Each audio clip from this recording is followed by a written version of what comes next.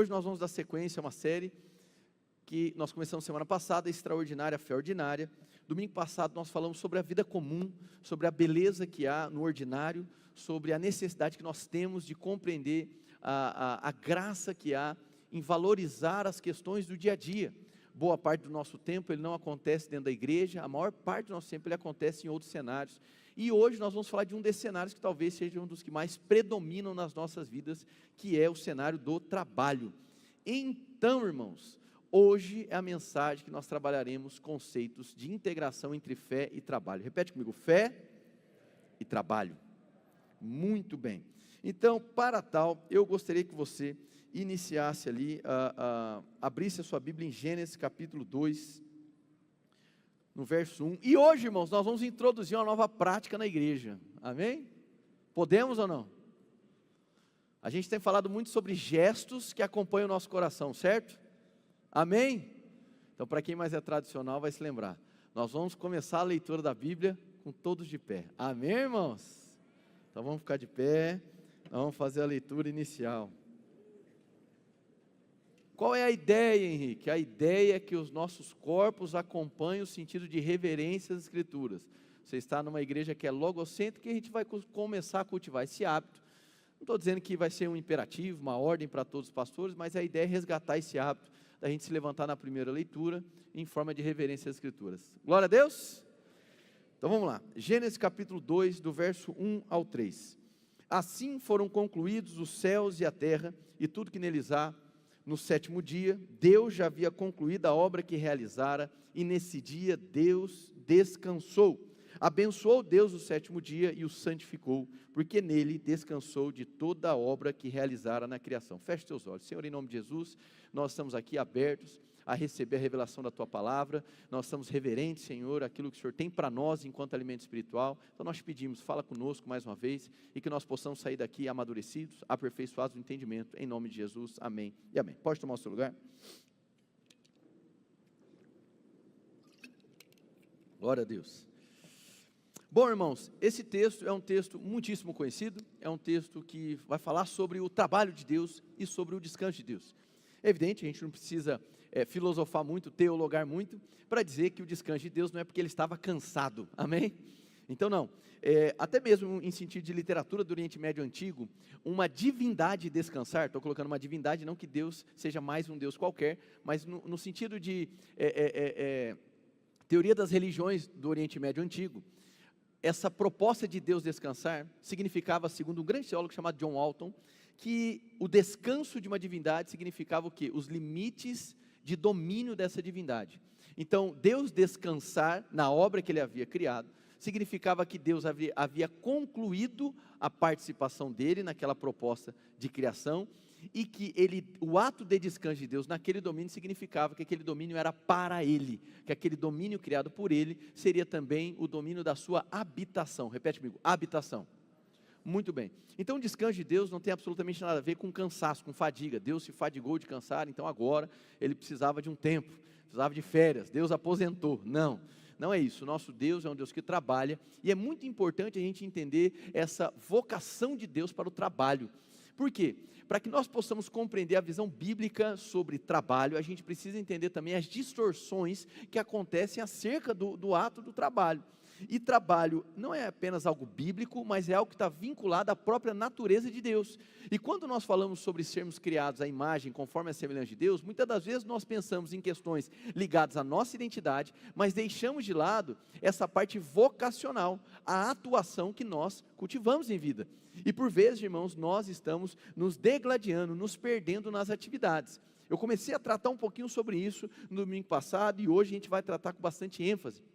É muito comum, nos dias atuais, as pessoas estarem trabalhando em cenários que elas não gostariam de trabalhar, mas porque precisam, e recebendo um salário que elas estão insatisfeitas com o salário que elas recebem. Então elas vivem um ciclo de frustração, de segunda a sexta, ou às vezes até o sábado, e quando chega no domingo, o domingo é o dia do alívio. Então a igreja se torna, o período de igreja, o período de culto é o período da anestesia geral, onde eu fico anestesiado, onde eu sou elevado aos céus, mas logo, depois de 2 horas e meia, eu tenho que ir embora para casa. Quando eu chego em casa, eu me lembro que na segunda-feira começa um novo dia, uma nova semana, e eu já fico aterrorizado, ansioso, porque eu vou entrar novamente em um ciclo de atividades, de coisas que, tudo bem, eu estou tolerando porque eu tenho que fazer, eu estou tolerando porque eu tenho que tirar algum dinheiro, mas no fim eu estou insatisfeito, porque o dinheiro que eu recebo não é o que eu imaginava. Amém, irmãos? Muito bem. E isso tem a ver com uma cosmovisão. O que é isso? É uma cosmovisão, uma visão de mundo acerca do trabalho. E o Evangelho, ou a abertura ao Evangelho, impacta justamente a maneira como nós interpretamos a vida, as relações, a nós mesmos, a Deus e as nossas atividades, irmãos. E eu tenho para mim que uma visão ruim de mundo acerca do trabalho, talvez seja uma das coisas mais sofríveis que existe para o indivíduo, porque afinal de contas, é onde você despende a maior parte do seu tempo. Às vezes são 40 horas, 60 horas, 80 horas, enfim, eu não sei a quantidade de horas. Nós estamos em uma geração de pessoas que estão migrando de ocupação para ocupação, pulando de um lado para o outro.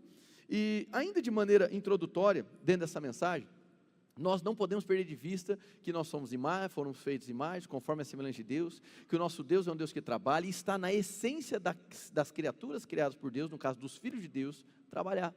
Então, nós poderíamos dizer que existem 3 grandes interpretações equivocadas acerca do trabalho. Eu vou citar as 3 e depois nós vamos destrinchar as 3. A primeira visão equivocada acerca do trabalho é ver o trabalho como castigo. Repete comigo, castigo. Muito bem. A segunda visão equivocada é ver o trabalho fora dos domínios do templo como algo secular. Diga, secular. Muito bem. E terceiro, é a visão do trabalho como idolatria. Diga, idolatria. Muito bem. Eu diria que essas 3 vias de interpretação equivocada sobre o trabalho são justamente as vias preferenciais que as pessoas acabam por se sujeitar no seu cotidiano. E elas são lamentáveis, elas acabam por desperdiçar a sua própria vida, e eu creio que o Evangelho tem uma resposta para cada uma delas. Muito bem. A primeira, irmãos, que eu quero tratar é sobre a visão do trabalho como castigo. Para quem se lembra um pouquinho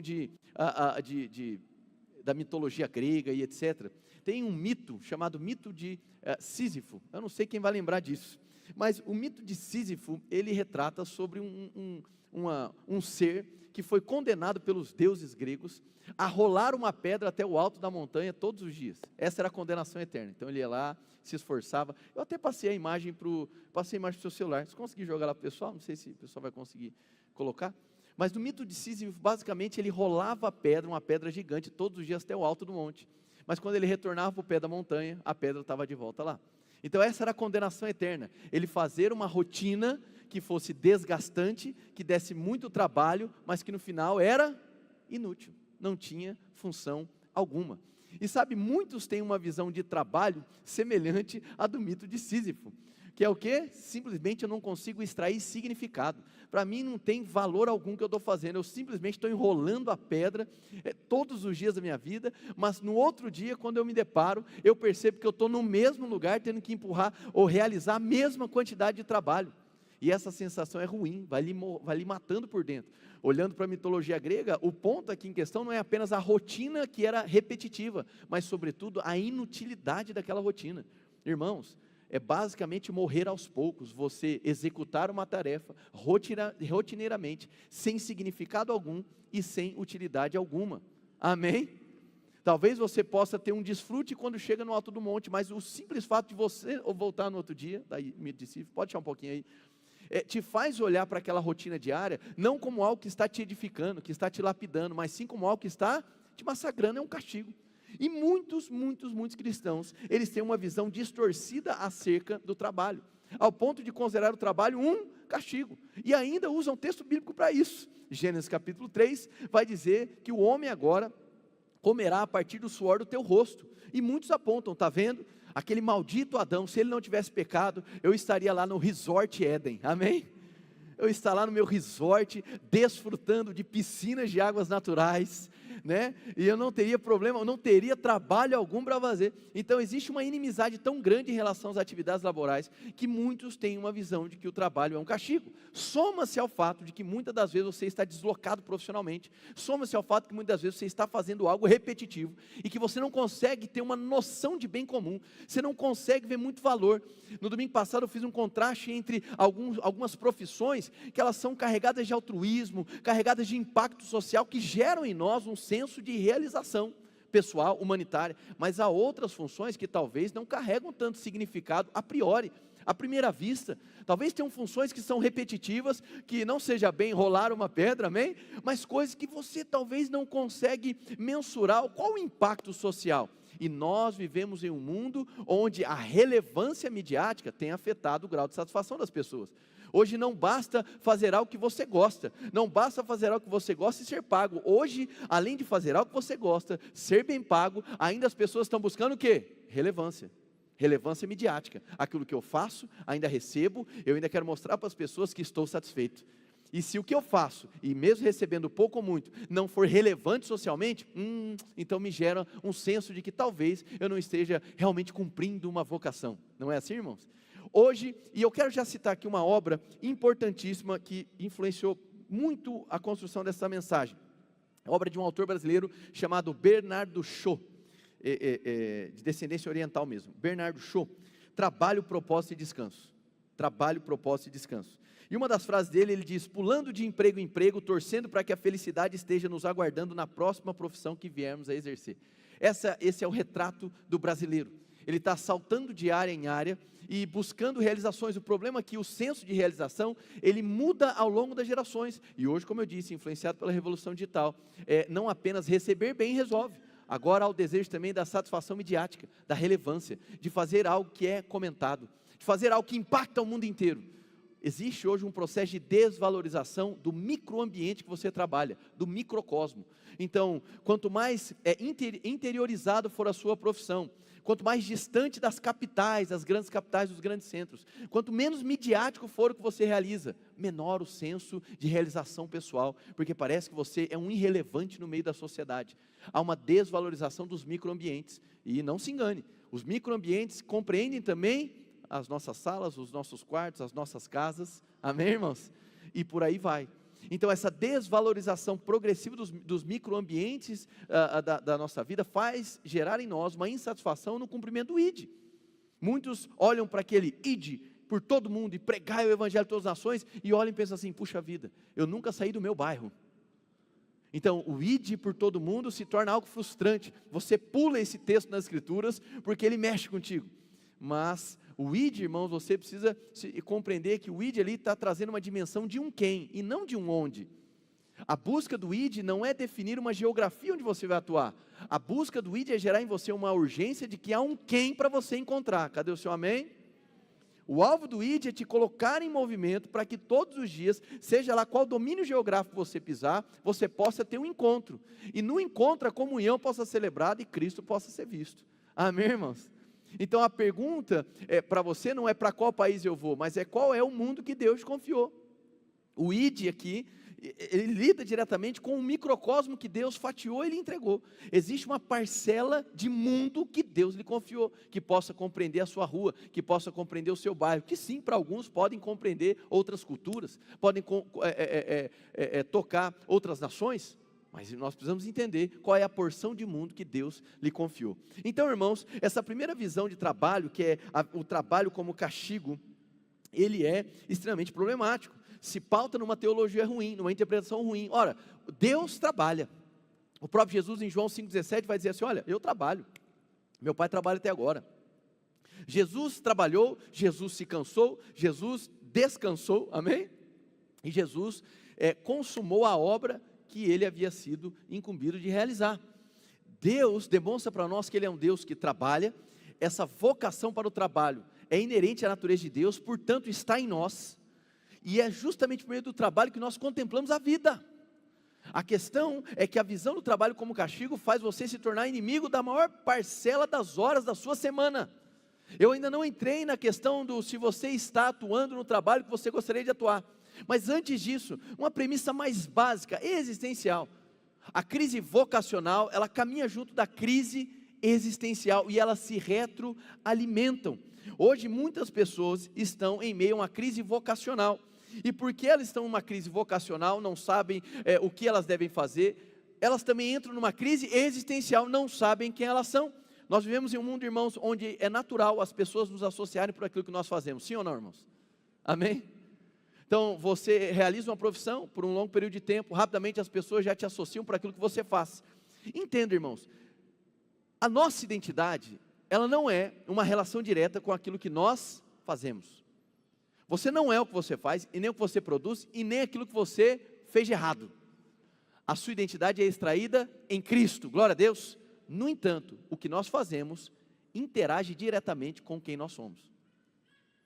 É justamente nessa integração entre identidade e vocação que nós vamos nos situar hoje enquanto mensagem, enquanto revelação bíblica. E isso transpõe o tipo de atividade. Porque todo tipo de atividade, perante Deus, lícita e honesta, ela é digna. Amém? A valorização das profissões que nós temos na sociedade, Deus não segue a mesma régua de valorização. Para nós, algumas profissões têm mais valor do que outras. Para Deus, o ato de trabalho debaixo de orientação bíblica tem um valor igual. Então, por vezes, as nossas quantificações de dignidade ou de valor está vinculada a uma cadeia monetária. E nós devemos dar um passo atrás nessas interpretações e permitir que o Evangelho redefina para nós o que é dignidade e o que não é. Caso contrário, nós nunca estaremos satisfeitos. Então o trabalho não é seu inimigo. A questão ali de Gênesis capítulo 3, onde é descrito que agora o homem comerá do suor do teu rosto, é no sentido de que a partir de agora não haverá mais um tipo de fornecimento ou um tipo de origem de fonte vindo do próprio Deus. Ali havia se encerrado a parceria absoluta entre Deus e o homem, a comunhão havia sido corrompida, e agora o homem trabalhará não mais a partir desse vigor divino, não mais a partir das riquezas entregues pelo Senhor. Agora o ser humano terá de construir em absoluta a partir da sua própria força. É evidente, irmãos, que de uma forma paradoxal, ainda assim o fôlego e a força vêm de Deus, amém? Mas a questão aqui é que os recursos ilimitados não existiriam mais. Aquele senso de guardar o jardim, de responsabilidade vocacional, de cuidar, de cultivar, já não seria mais alimentado, porque era alimentado por meio da relação, e a relação agora foi corrompida. Sem a relação, sem a comunhão íntima com o Senhor, eu me perco no meu senso de trabalho, eu me perco no meu senso de missão em relação ao que eu faço todos os dias. Não importa ainda no timing da mensagem, o tipo de trabalho. Simplesmente o ato de você realizar um movimento em uma determinada direção, gerando algum tipo de produtividade. Amém, irmãos? E isso tem se tornado um grande gap, um grande espaçamento dentro das igrejas evangélicas do Brasil. E é por isso, irmãos, entenda com muita sabedoria e muita calma o que eu vou colocar agora, tá? Não assuma rótulos, nem seja intolerante com a minha fala. Mas é notório e é simples de se constatar que qualquer tipo de programa de desenvolvimento pessoal, qualquer tipo de mentoria, cursos de autoajuda, palestras motivacionais, ou de alguma forma para enriquecer, é tomado pelo público evangélico. Qualquer um, irmãos. Qualquer um. Estou dizendo que é errado, que é ilícito? Estou dizendo que é desonesto? Não, eu só estou fazendo uma análise, e a análise é, o público evangélico, ele está susceptível a qualquer tipo de proposta que venha trazer um tipo de significado. Por isso uma das falas mais comuns que se vendem é, venha e descubra o seu propósito. Estão me entendendo? Eu disse que é errado, irmãos. O curso diz que a pessoa é picareta, não diz, tem um monte, tá? Não disse, não pontuei ninguém, mas tem, a maioria, tá? Existem fórmulas que diminuem as escrituras? Sim. Existe uma agressão teológica, porque pegam textos, especialmente de provérbios, absolutizam para gerar uma expectativa de garantia de resultados? Sim. Mas não estou entrando nessa seara. Já falei, mas não estou entrando. Aleluia. A questão é, o público cristão protestante é o público predominante em situações de autoajuda, de motivação, ou de ganho rápido, ou desenvolvimento pessoal, para descobrir o seu propósito. Então o que importa para mim isso como pastor? Importa que é uma crise vocacional, vinculada a uma crise existencial. Amém? Então, antes de eu pensar numa prática para você ganhar dinheiro, eu devo pensar que é uma questão vinculada a quem você é, a certeza de quem você é, que começa na certeza de quem Ele é. Para que você compreenda trabalho de maneira mais ampla, segundo os preceitos de Deus. Essa inimizade com a sua atividade, por vezes é visto como Sísifo, uma atividade que não tem utilidade. Eu não consigo ver um bem comum, eu não consigo ver um senso de propósito, a minha profissão talvez é insignificante, eu tenho que fazer um trabalho repetitivo todos os dias, e que simplesmente, às vezes nem é diretamente com pessoas. Como que eu posso extrair significado disso? Eu não estou fazendo algo que gere um impacto social no mundo, então o que eu faço não tem dignidade, eu nunca terei satisfação vocacional. E sabe, irmãos, isso é uma temática tão importante, que foi uma temática relevante nos escritos de Lutero. Lutero, fazendo uma das suas análises textuais no livro de Salmos, se eu não me engano, Salmo 127, Salmo 147, num dos seus comentários ele vai dizer da seguinte maneira sobre a construção de torres fortificadas. Ele diz: as torres fortificadas foram construídas por pessoas que trabalhavam manualmente, e quem dava força para elas era o Senhor. Então a própria torre fortificada, apontando para a fortaleza de Deus nos salvando, ela envolve um tipo de trabalho que talvez seja indigno socialmente, que talvez, indigno não no sentido de moralidade, tá? Indigno no sentido de ser socialmente relevante, amém? E Lutero vai utilizar uma linguagem dizendo que Deus ele vai usando máscaras. Em que sentido? A palavra máscaras fica ruim porque a gente pensa em falsidade, né? Mas no sentido de camadas. Então, o trabalho ele tem camadas. Então, de início eu posso pensar, eu sou apenas um empacotador de caixa do supermercado. Mas aí você anda um degrau a mais e fala assim: mas eu sou um empacotador que estou facilitando a vida de uma família quando vai ao mercado. Aí você anda um degrau a mais e você pensa: peraí, eu estou cooperando para que o comércio aconteça. Aí sendo um pouco a mais, eu estou fazendo parte de um processo que parece impessoal, mas de alguma maneira eu estou cooperando para que a comida chegue na casa de uma pessoa. Aí sendo um degrau a mais, eu estou cooperando com Deus para que pessoas possam ser saciadas. Amém?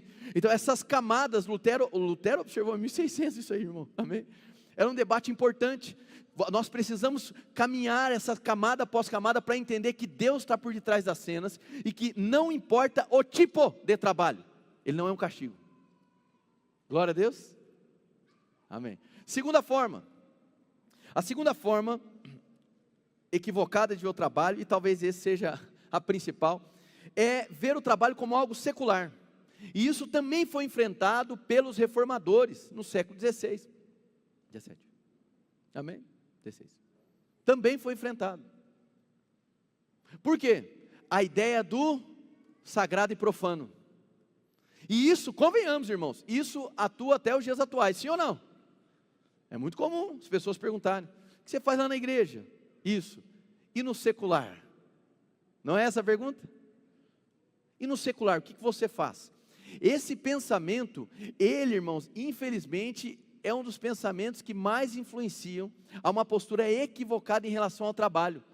É a percepção de que o que eu faço fora da igreja não tem sentido espiritual, ele não atua diretamente com o Senhor. Então o que eu faço para Deus está dentro do templo, no horário de culto. E essa visão, ela é extremamente equivocada. Eu quero só trazer uma colocação do pastor Jonas Madureira. Ele vai dizer: o secularismo é uma reação a algo que não é legítimo e que foi apresentado de maneira desastrosa pela própria igreja. Então o que ele está dizendo aqui?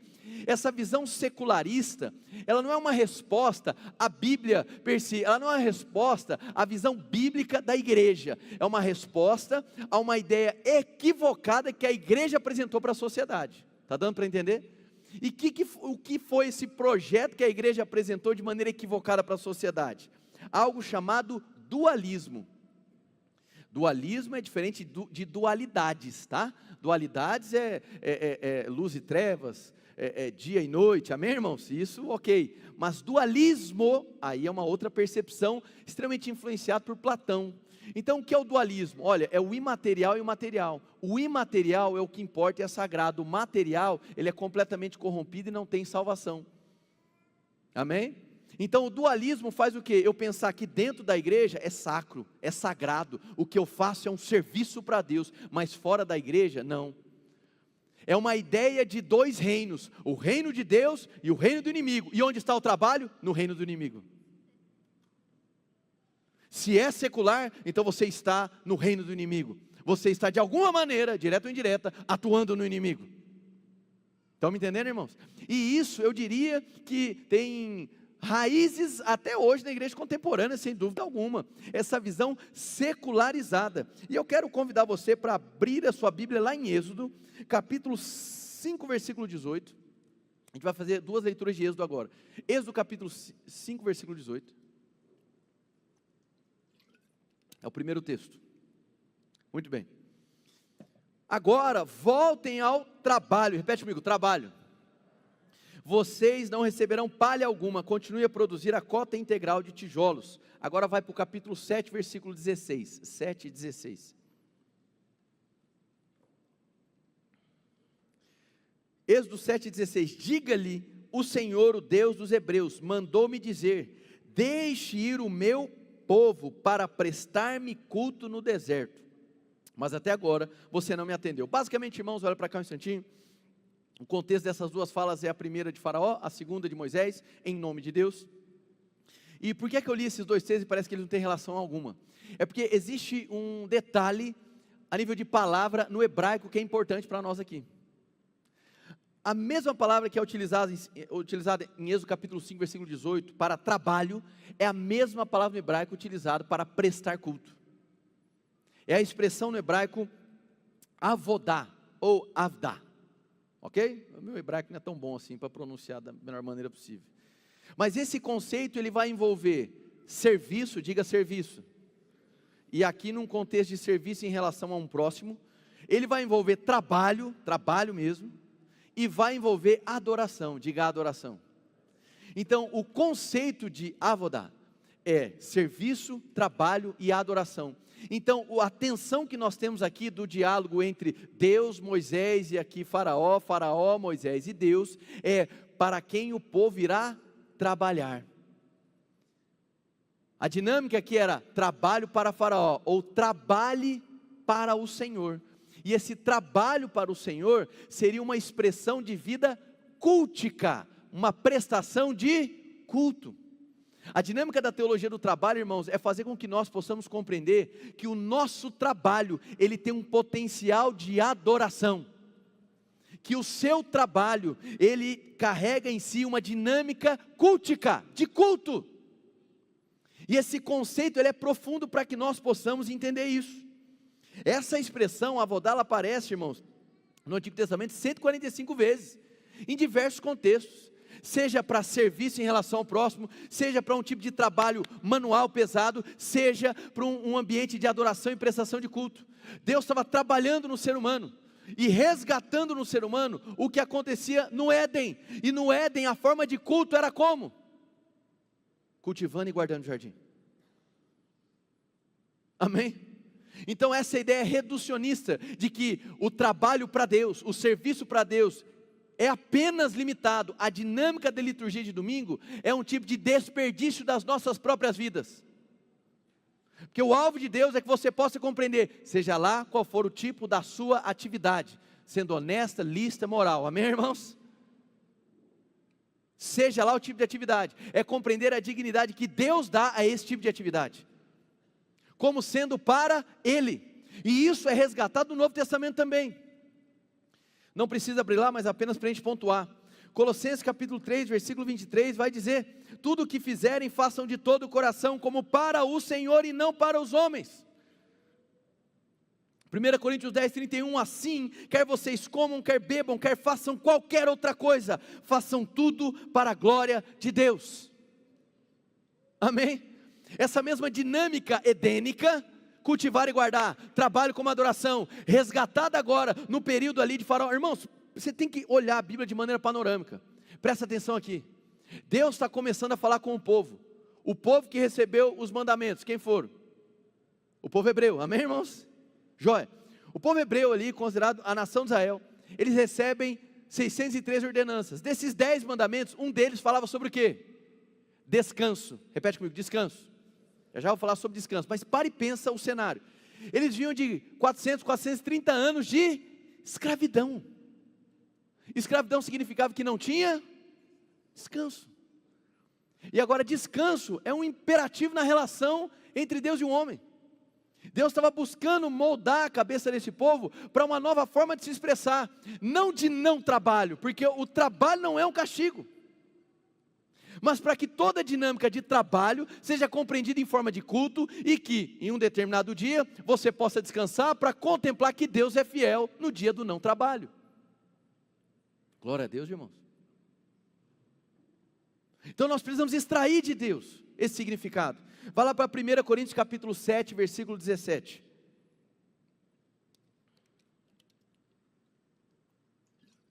Evidente, tá? Em pregações temáticas como essa série, eu vou estar citando textos sem fazer aquela análise versículo a versículo, mas obviamente eu não estou retirando o contexto, eu entrego os versículos que não ferem o contexto. 1 Coríntios 7, 17, entretanto, cada um continue vivendo na condição que o Senhor lhe designou, e de acordo com o chamado de Deus. Esta é minha ordem para todas as igrejas. Paulo está numa sequência de orientações, e basicamente Paulo está reorganizando uma igreja que estava se dividindo, e ele está trazendo questões morais, especialmente no capítulo 7, sobre relação entre homem e mulher, etc. E quando ele vai falar sobre esse novo momento da igreja, ele vai falar assim, ó, vocês vão continuar fazendo o que vocês fazem. Aqui é uma convergência dos comentaristas de que ele está falando em específico das atividades do dia a dia. Então a ideia não é, olha, você só adorará o Senhor se agora você viver dentro do templo, prestando culto e oferecendo sacrifício. Não.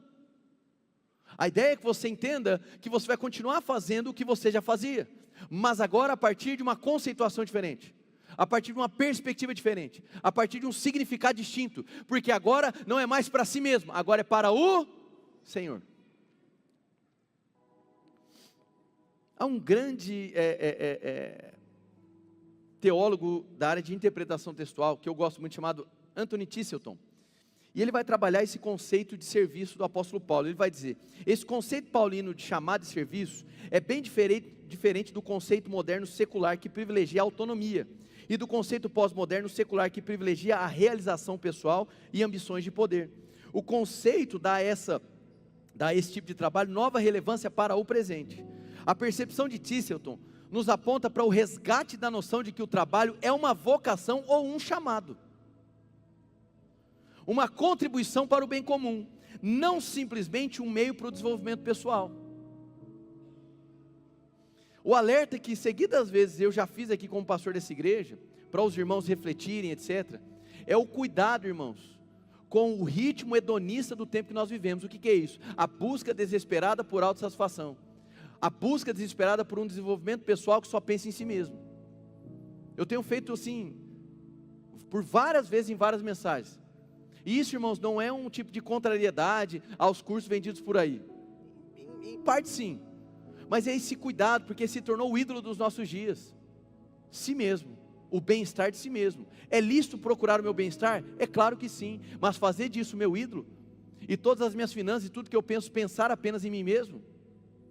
Ontem foi feita uma pergunta aqui, diga de passagem, um evento maravilhoso, brilhante do business, e foi feita uma pergunta sobre uma frase célebre que tem, eu já até comentei ela aqui algumas vezes, sobre, olha, se você quer crescer, você só tem que andar com pessoas que querem te jogar para cima, você é a soma das 5 pessoas que caminham com você. E esse tipo de frase, ele contamina a nossa maneira de crer, irmãos, ela contamina. É só separar para analisar. Se você só busca 5 pessoas que vão te jogar para cima, uma dessas 5, quando notar que você está para baixo, ela vai te descartar, amém? É uma questão tanto quanto óbvia. E não há espaço no Evangelho para essa seletividade das relações, não, irmãos. Nós estamos abertos para levantar o que está caído e para ser levantado por outros. É extremamente dinâmico, porque eu não estou pensando só em mim mesmo, da mesma maneira a lógica do trabalho. Se o meu trabalho é apenas para mim, eu serei eternamente insatisfeito. É evidente que o trabalho vai prover para mim riqueza, e não há problema em você prosperar financeiramente. O problema é você pensar que toda a sua prosperidade financeira, toda a sua produtividade de trabalho, tem uma finalidade única e última de servir a si mesmo. Nós temos filtros diferentes, irmãos, do comum. Os nossos filtros não são apenas morais, eles são também vocacionais. Então o que fazemos, existe um modo como devemos fazer, existe um para quem nós fazemos, e existe um alcance, e o alcance último não é mim mesmo, é um bem comum. Glória a Deus, irmãos. Então pode ser que ao findar dessa série você esteja fazendo a mesma coisa que você faz, ou pode ser que surja uma nova oportunidade, mas você não deve dimensionar a sua identidade, e nem o seu propósito, pelo que você faz, mas você deve começar a interpretar, que o que você faz, tem que dialogar diretamente com quem você é. Amém? Me perguntaram ontem, de que maneira nós podemos impactar as pessoas no trabalho. A primeira coisa que nós pensamos é o quê? Fazendo um culto semanal, não é? E eu disse para esses irmãos aqui, empreendedores, mais de 200 irmãos aqui ontem, foi maravilhoso. Eu disse para eles, a maneira número 1 de você impactar as pessoas, sabe como é? Sendo competente, irmão. Sendo extremamente excelente, ainda que um ambiente inóspito, ainda que um ambiente onde você vê uma série de situações sistemáticas, que são incongruentes, que talvez vão de encontro com a sua fé, mas seja plenamente competente, irmão. Destoe dos demais, não no âmbito de autossatisfação, mas destoe no sentido da mensagem que você carrega. A mensagem que nós carregamos é excelente, irmãos. Um trabalho foi dado para Jesus, Ele entregou esse trabalho bem feito. Nós temos um exemplo a ser seguido. A gente tem múltiplas desculpas para não fazer o trabalho da maneira como deveria. Geralmente é uma desculpa monetária. Eu não recebo para fazer o que eu faço. Deixa eu compartilhar algo aqui. Tem alguns irmãos que são médicos, mas eu vou falar da minha história. Aleluia. Geralmente eu não faço essas coisas, né? Fico falando de mim mesmo. Mas eu me lembro quando eu atuava na medicina, trabalhando nos hospitais. E eu me lembro que o pessoal falava que eu tinha... quando você vai no pronto-socorro, por exemplo, você abre uma ficha, não é? Aí deixa a ficha lá. O pessoal falava que eu tinha um transtorno chamado TOF, transtorno obsessivo por ficha. Porque eu tinha uma inquietação em ver ficha, irmão. Então eu não conseguia me sentir confortável de ver aquele trem acumulando. Está entendendo ou não? Eu não aguentava, eu via aquele negócio acumulando, me dava um troço, irmão. Falei, pelo amor de Deus, não preciso acabar com isso aqui. Aí eu ficava indignado, falei, eu não posso entregar um plantão e esse trem está com ficha. A minha guerra era contra a ficha, irmão. Tinha uma raiva daquele trem. Amém? E eu começava, obviamente extrapolava muitas das vezes. Trabalhava muito. E os colegas falavam assim, Henrique, diminui o ritmo. Falou, diminui o ritmo, porque nesse ritmo, as pessoas vão perceber que a gente não está no mesmo ritmo. Falei, então amigão, trabalhe no meu ritmo. Porque enquanto eu estiver aqui, é morte as fichas, amém? Vamos acabar com essas fichas. Porque eu não queria estar lá no local das pessoas. Então no que depender de mim, vou entregar o quê? Excelente, irmãos. Mesmo sabendo já que Deus me levaria aqui para o ministério, sabendo que seria o tempo, que eu já estaria entregando até o último dia, 15 de fevereiro de 2021. Meu irmão, eu dei o meu máximo naquilo que eu estava fazendo. E não é, nossa, que bonito. Não foi mais com obrigação, irmãos. A mensagem chegou para mim excelente. O trabalho de Cristo foi competente. Por que não ofertar a minha vida de maneira competente? Se a minha vida é para Ele, se o meu trabalho é uma forma de culto, eu vou entregar um culto pela metade? Um culto todo defasado? Não faz o menor sentido. Se o alvo de uma espiritualidade sadia é a coerência, como é que eu posso aceitar ser plenamente competente ao erguer as mãos? E ser incompetente ao servir o próximo? Ao entregar a minha vocação ao próximo? Que sentido há, irmãos, em levantar as mãos e declarar que Ele é o único Deus, que Ele é santo, que Ele é o centro da minha vida, mas quando eu olho para o meu trabalho, minha produtividade, eu só penso em mim mesmo? Que tipo de coerência há em pensar numa adoração coletiva, se o meu trabalho não visa um bem comum? Vocês estão aqui, irmãos? Muito bem. Então a percepção de Tisselton nos aponta para o resgate da noção de que o trabalho é uma vocação ou um chamado, uma contribuição para o bem comum. O nosso trabalho diário só é um chamado se for concebido com designação de Deus para servirmos o próximo. É exatamente assim que a Bíblia nos ensina a ver o trabalho. Você precisa começar a enxergar de uma outra ótica. É Deus quem lhe chamou. Pastor, você está querendo dizer então que hoje eu trabalho em um setor que basicamente não tem contato com pessoas, que eu ainda não consigo ver toda essa dignidade, no sentido assim, sabe, de impactar o mundo e etc. E você está dizendo que eu devo enxergar que aquilo é Deus me chamando, que isso faz parte do meu chamado de vida? É exatamente isso. Eu sou contra a romantização de chamado, irmãos. Tem gente que está há 30 anos romantizando uma ideia de chamado. Por quê? Porque ainda não abriu para ela um leque de possibilidades que agrade aquilo que ela imaginou que é espiritual. Esquece isso, irmão. Para de pensar que só é espiritual se envolver um tipo de pregação específica, ou um tipo de talento que é aplaudido na igreja. A maior parte das nossas vidas é lá fora, irmão. Sim ou não? Nos microambientes que Deus lhe confiou. Se você não começar a interpretar isso como adoração, não começar a interpretar isso como um culto prestado ao Senhor, irmãos, você vai começar a ter essa visão dualística. Esse é o inferno. Eu estou no domínio do inferno. O trabalho é do capeta, é da queda. A visão secularizada, isso corrompe os nossos dias. Você está aprendendo alguma coisa? Tudo bem, vocês estão tão quietinhos, amém? Então isso, meu irmão, diz uma coisa, essa visão do dualismo faz a gente reduzir o senhorio de Cristo. Como assim, pastor? Simples. Ou você está achando que Jesus é só o Senhor da igreja? Depois medite em Colossenses, capítulo 1, 2 e 3, várias vezes se possível. Ele não é apenas o Senhor da igreja, Ele não é apenas o Senhor da sua vida, Ele é o Senhor de cada porção de terra que é nessa terra. Ele é o Senhor sobre tudo e sobre todos.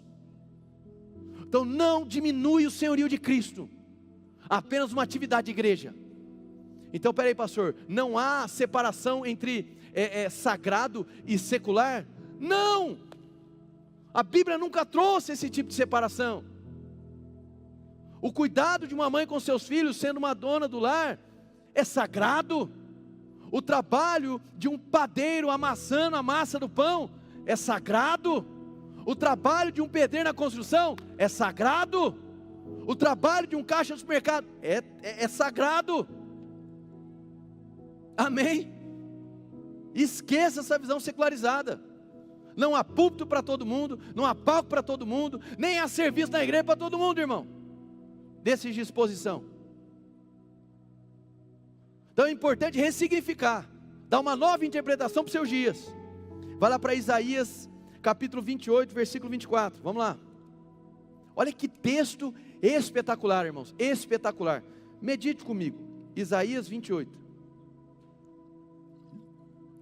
versículo 24, capítulo 28, versículo 24. Quando o agricultor ara a terra para o plantio, só faz isso o tempo todo? Só fica abrindo sulcos e gradeando o solo? Depois de nivelado o trigo no lugar certo, a cevada no terreno próprio, o trigo duro nas bordas? O seu Deus o instrui e lhe ensina o caminho. Não se debulha o endro com trilhadeira, e sobre o cominho não se faz passar roda de carro. Tira-se o endro com vara, e o cominho com um pedaço de pau. É preciso moer o cereal para fazer o pão, por isso ninguém fica trilhando para sempre. Fazem passar as rodas da trilhadeira sobre o trigo, mas os seus cavalos não trituram. Isso tudo vem da parte do Senhor dos exércitos, maravilhoso em conselhos e magnífico em sabedoria. Uau! Que maravilha, irmãos!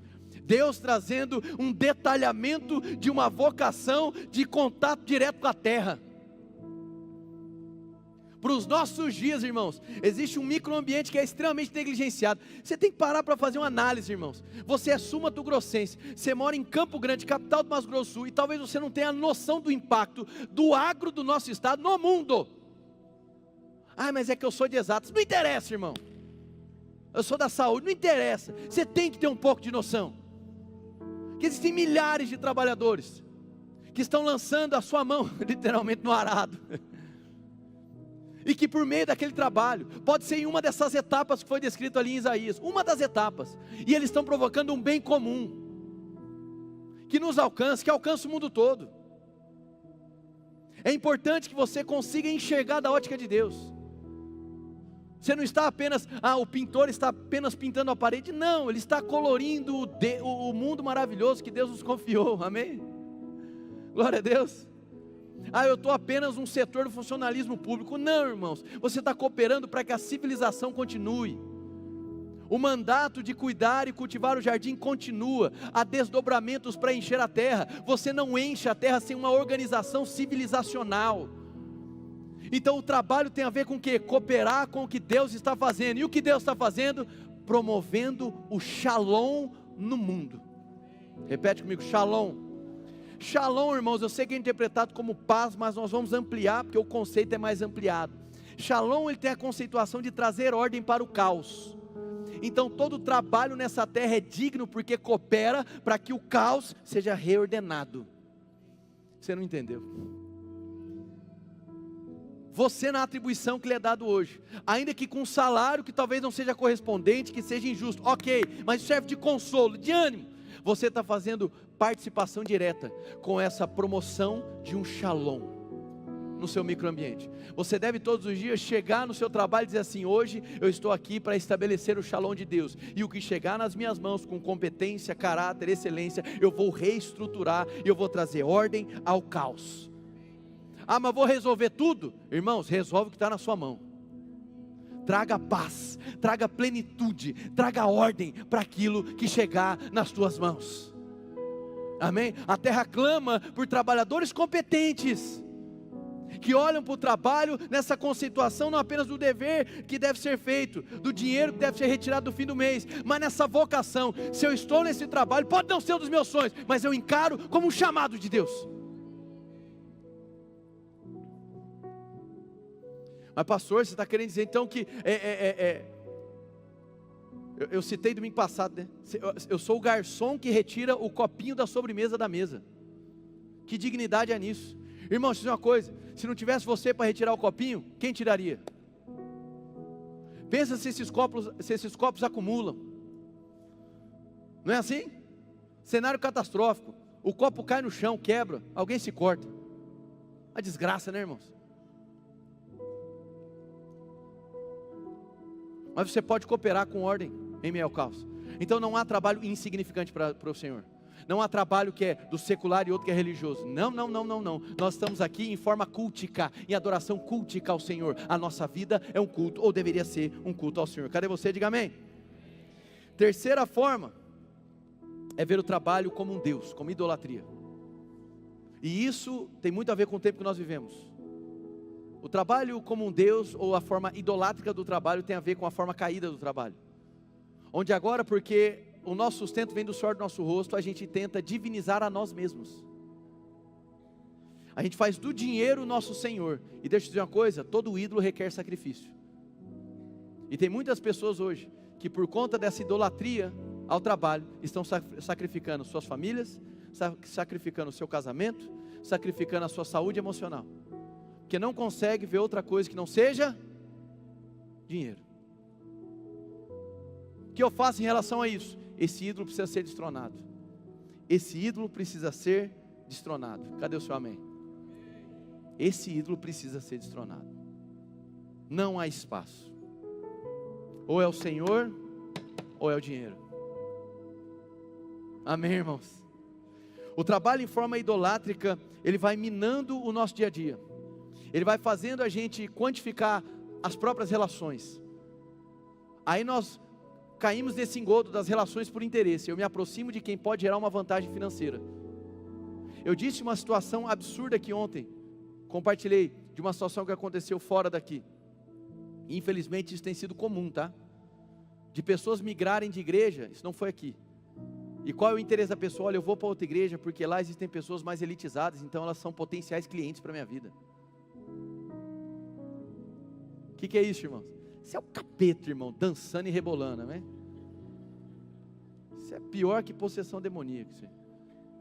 Olha isso, irmãos. A igreja é o trampolim para a pessoa aumentar o ganho financeiro. Usando Deus e a sagrada igreja do Senhor para benefícios próprios. Isso é uma vergonha, irmãos. Isso quer dizer que nós não podemos nos indicar? Claro que não, irmão, é maravilhoso. Irmãos, tem uma alegria minha poder indicar alguém que é da igreja num tipo de atividade. Eu não sei você, mas eu fico feliz, irmão, amém? Eu acho mó barato. Você tem um calheiro? Tenho um irmão da igreja, amém? Amém? Tem barbeiro? Tem um monte, a gente tem para indicar. Não é assim? Eu acho espetacular, irmão. E a gente vai descobrindo, né? Eu estou muito feliz com o trabalho do bispo, justamente por a gente estar descobrindo os empreendedores, as atividades da igreja. Como é maravilhoso a gente poder indicar as pessoas, não é não? E ver as coisas acontecendo. Que coisa maravilhosa, irmão, ser igreja. Então, o dinheiro enquanto Deus, ele te faz enxergar a vida de forma desconfigurada de valores. Tudo gira em torno do trabalho que produz o dinheiro, que supostamente gerará satisfação de vida, mas no fim não gera. A raiz do problema, eu estou encerrando, irmãos. Eu ia pregar essa mensagem toda hoje, mas eu vou dividir ela em duas partes. E quando eu decidi? Agora há pouco, amém? Amém? Vocês concordam ou não? Eu tenho um catatal de coisa para falar, não faz sentido. Não estou com pressa, aleluia. Só para a gente encerrar. A raiz do problema que tem acometido o senso de vocação de muitos cristãos hoje está na visão limitada que temos adotado sobre o trabalho e por implicação sobre os propósitos de Deus que Deus deseja cumprir por meio de nossos afazeres diários. Deus nos ensina como trabalhar para a sua glória. O trabalho é algo essencialmente bom, diga assim, e vem de Deus. Amém. Só existe vida, irmãos, porque o ato de trabalhar é algo bom. Construir, desenvolver, plantar, colher, planejar, executar. Não existe civilização se não houver trabalho, irmão. Amém. Agora, se lembre, não é apenas para pagar a despesa. Se lembre também, não é errado desfrutar dos seus ganhos, amém? Não há nada de errado, irmãos, pelo amor de Deus. Em você construir coisas, você realizar uma viagem com a sua família, em você comprar algo material que você desejava, está tudo bem, irmãos. Amém, tudo bem, gente? Está tudo bem. O problema é fazer disso um fim em si mesmo. O problema é fazer disso um Deus, se tornar um materialista. Você usar as pessoas só para obter vantagem. Você se sentir desestimulado de uma conversa que não gerou um benefício para você. O pecado está aí. O pecado está em você não enxergar um bem comum no que você está fazendo. E lembra das camadas de Lutero? Você tem que parar e analisar hoje, no trabalho que você está. Quais são as camadas que no fim levam ao Senhor? Que tipo de ordem que você está restaurando? Esses dias eu estava parando para analisar, eu assisti um vídeo, eu achei fantástico, de um senhor, bem senhor mesmo, sei lá, próximo de 90 anos de idade. Aí ele falou assim, olha, as pessoas hoje em dia, elas estão com muita pressa. Aí foi esses dias, um americano, eu estava na fila de um fast food, né, desses, de lanche. E aí eu parei, e eu demorei para falar as coisas, e uma moça atrás começou a buzinar para mim. O americano falando, senhorzinho, 90 anos de idade. Começou a buzinar, eu vi que ela estava irritada. Aí ele falou, o que eu fiz? Peguei e paguei o lanche dela. Paguei, quando ela parou, porque a primeira estação você paga, né? E aí a atendente falou, olha, o senhor da frente já pagou. Ela, meu Deus, ela ficou constrangida. Calma que o fim é trágico. Aí quando chegou o lanche, o senhor pegou o lanche dele, e foi embora e terminou dizendo, nunca mexa com os mais velhos.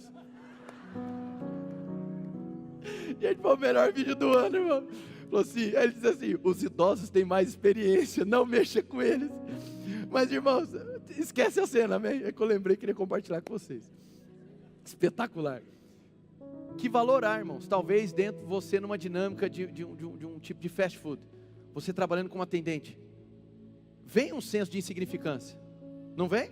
Puxa vida. Como que eu posso estar cooperando com a sociedade dessa maneira? Irmão, de alguma maneira você está cooperando com a ordem. Se você não faz o seu trabalho direito, você atravanca todo ali o trânsito.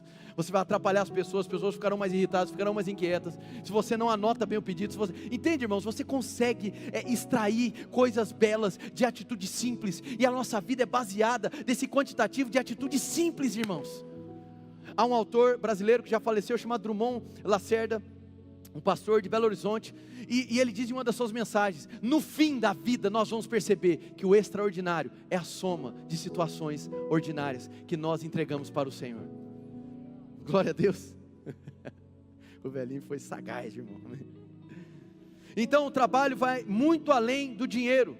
O trabalho existe para promover o reino, para colocar ordem ao caos, para construir algo gerando um bem comum. O seu trabalho existe para produzir algo bom, vai além do dinheiro. Claro, irmãos, que você pode ansiar por mais, amém?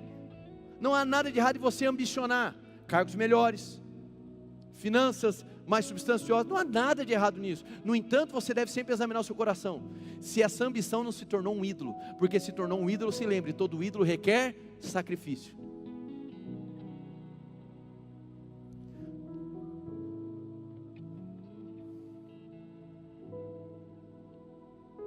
Última frase, para encerrar.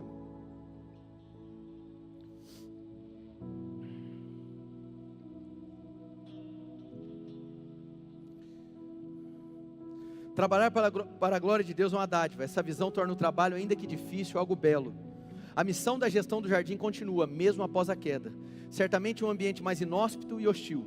Pela graça, conseguimos ver beleza das cinzas e dedicar os dons e talentos para que a ordem seja restabelecida, sendo bem pago ou não, mas produzindo sempre um bem. está na essência do ser humano. Trabalhar para trazer ordem. Glória a Deus, irmãos. Então, eu estou feliz, irmãos, de chegar até onde eu cheguei aqui na mensagem.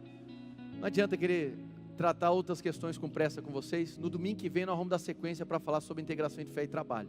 Glória a Deus.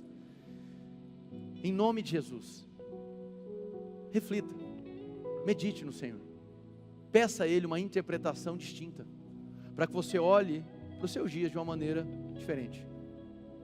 Ambicione por mais, tudo bem, mas não perca de vista que no fim, mais importante do que ganhar o dinheiro, é gerar um bem, é produzir algo bom, para colocar ordem ao caos, para promover o shalom de Deus. Quem foi abençoado, dá um glória a Deus bem forte aí do seu lugar.